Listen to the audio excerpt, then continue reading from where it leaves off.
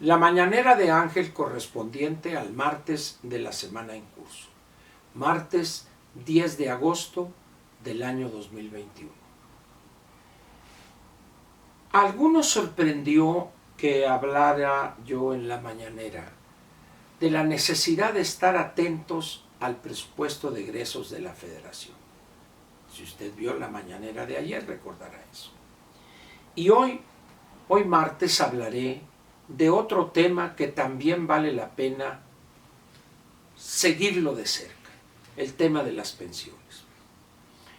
En la Cámara de Diputados, desde hace algunos meses, el diputado Alfonso Ramírez Cuéllar, aquel diputado que es conocido más por haber entrado a caballo al recinto de San Lázaro que por alguna iniciativa, alguna cosa así, encabeza, o dijéramos, no podría precisar si fue promoción exclusiva de él, pero se creó una comisión que tenía por objeto estudiar aspectos relacionados con los ingresos del erario, la cosa fiscal, y también temas como las pensiones.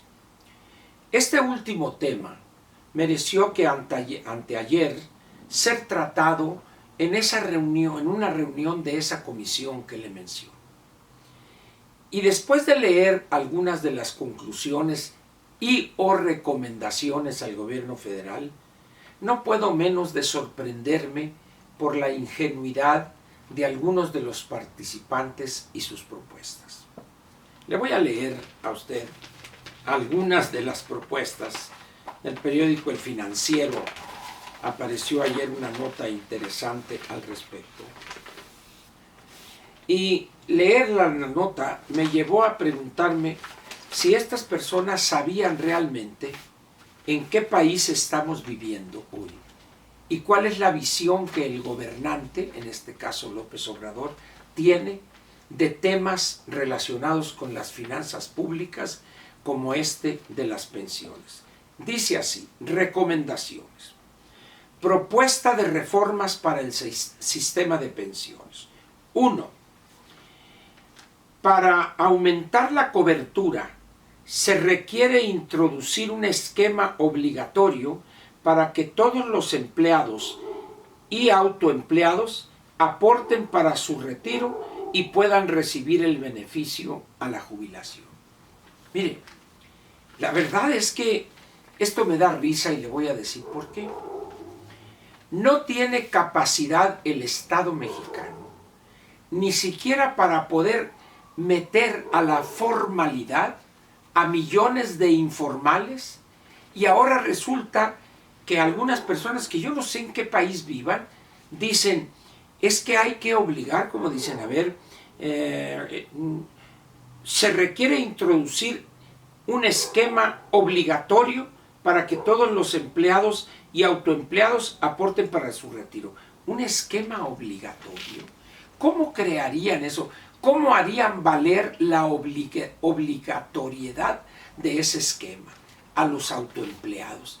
Dice uno, bueno, esta gente, repito lo que he dicho 2 o 3 veces ya a estas alturas de la mañanera. ¿En qué país viven? 2. Para mejorar la sostenibilidad financiera, se requiere limitar el gasto en las pensiones de beneficio definido mediante topes máximos o cambios de régimen. ¿Cuáles serían las pensiones de beneficio definido? Es el sistema de reparto. Ese es beneficio definido. O déjeme ver. A ver, déjeme ver porque casi no se ve aquí esto. Para mejorar la sostenibilidad financiera se requiere limitar el gasto en las pensiones de beneficio definido mediante topes máximos o cambios de régimen. Correcto, beneficio definido. El sistema de reparto. ¿Cómo le van a hacer?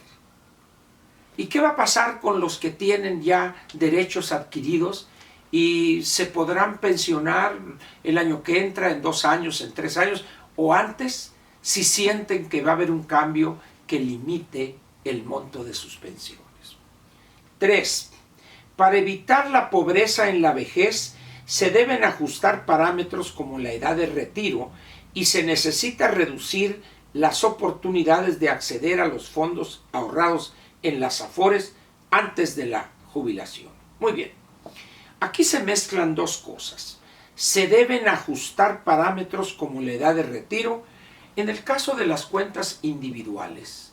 Ya ve que eran 1,250 semanas, las bajaron mediante la reforma chafa esta que hicieron hace unos cuantos meses a 750, pero va a ir aumentando gradualmente a 1,000 semanas, es decir, prácticamente 20 años de cotización. Pero en el caso de la ley del 73 son 520 semanas. ¿Cómo le van a hacer ante esa disparidad? Ahora, esto que están hablando del punto 3 es para trabajadores que están en la formalidad y los 35 millones que no están en la formalidad. ¿Qué van a hacer ahí? 4. Fomentar una cultura y conciencia del ahorro voluntario para el retiro dentro y fuera del sistema de pensiones. Otra vez, ¿cuáles son los incentivos? Revise usted los números que hay de aportaciones voluntarias y se va a reír. Prácticamente nulo. No tenemos la cultura del ahorro en México. Y cuando dicen, eso es lo que queremos, pero ¿cómo lo vamos a lograr? Y luego, 5. Ofrecer beneficios fiscales preferentes e iguales a todas las opciones de ahorro como a los planes de pensiones privados. Plantéele eso al secretario de Hacienda a ver qué le dice. Si están en la posición de no ceder un quinto, menos generar incentivos fiscales, otorgar incentivos fiscales al ahorro. Y 6. Integrar todos los sistemas públicos de ahorro para el retiro que existan en un solo... A ver, leo otra vez. Integrar todos los sistemas públicos de ahorro para el retiro que existen en un solo sistema público integral que a su vez se integre a un sistema de seguridad social a construir gradualmente. Dice uno, ¿tendrán idea del país en que estamos? De las ideas que tiene el presidente de la República al respecto. Y luego hay una parte que viene aquí en el texto donde hablan de universalizar el IVA a una tasa del 16% a alimentos. Y dice uno, para esas cosas se han reunido a discutir a profundidad. Dice uno, algo está pasando con nuestros especialistas, algo está pasando con nuestros diputados, que tal parece que lo suyo es plantear ilusiones. De las cosas que están aquí, yo quiero que me digan cómo, los cómos que permitirían lograr una sola de estas cosas. Y ahí es donde la puerca torcerá el rabo. Sin embargo, el problema de las pensiones subsiste. Si usted es una persona que empezó a cotizar antes del 1 de julio del 97, usted tiene derecho a pensionarse con la ley del 73. Una de las cosas que tiene esta ley en lo que se refiere al monto de la pensión de un trabajador, ojo, es un desvío a favor de este. Es decir, si comparamos nosotros ese sistema de reparto con el sistema de las cuentas individuales, prácticamente estamos hablando en algunos casos de un 60% más en el sistema viejo de reparto que en el sistema de cuentas individuales de un trabajador que hubiera cotizado las mismas semanas y con el mismo nivel de ingreso. ¿Cómo vamos a resolver eso? Ya hubo un intento en el 2015 en un interesante estudio que hizo la OECD, donde proponía fusionar los dos sistemas para dar como resultado que se redujere el monto en el sistema de reparto, la vieja ley del 73, para aumentar el sistema nuevo de las cuentas individuales. Cuando empezaba la discusión, el doctor Videgaray, secretario de Hacienda en aquel entonces, dijo, no señores, no se va a hacer nada de eso, no se toca, y se acabó la discusión. ¿Qué quiero decirle con esto? Que el tema de las pensiones es un tema al que nadie quiere entrarle. Y ahí va desde el presidente de la República hasta el diputado más modesto o más ignorante en el tema. Nadie quiere tocar el tema de las pensiones. Sin embargo, cada día que pasa y usted, teniendo ya la posibilidad de pensionarse, no lo hace, en un determinado momento podría encontrarse frente a una sorpresa desagradable. ¿Qué opinión le podría dar yo al respecto? Una muy simple. Si usted ya cumplió los 60 años, ya tiene posibilidades de pensionarse con la ley del 63. Si usted cumple con el número de semanas cotizadas, 520, ya puede. ¿Cuál sería el efecto negativo de no pensionarse a los 65 y sí hacerlo a los 60?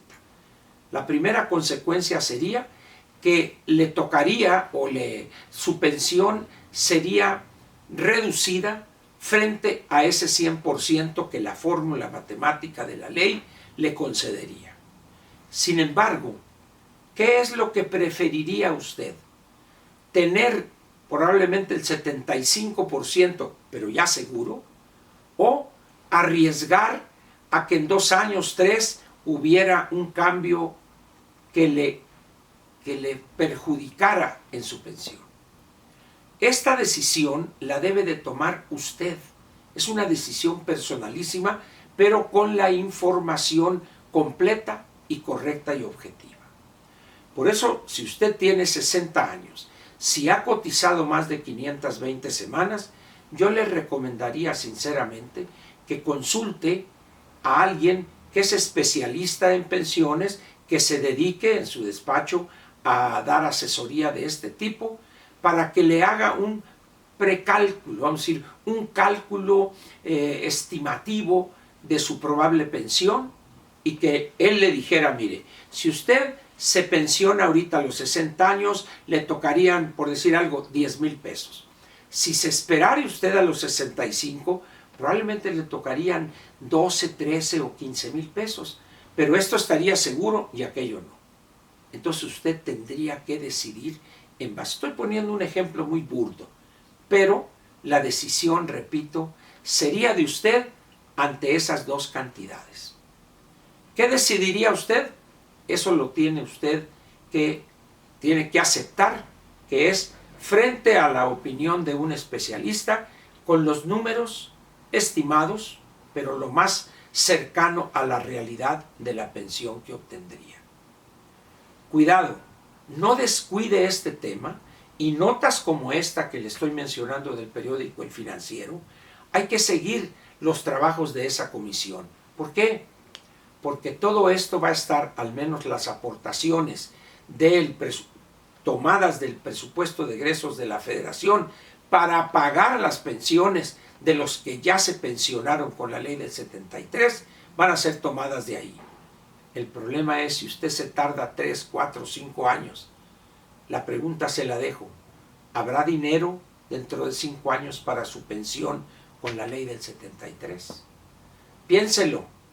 Infórmese. Muchas gracias. Nos vemos mañana miércoles.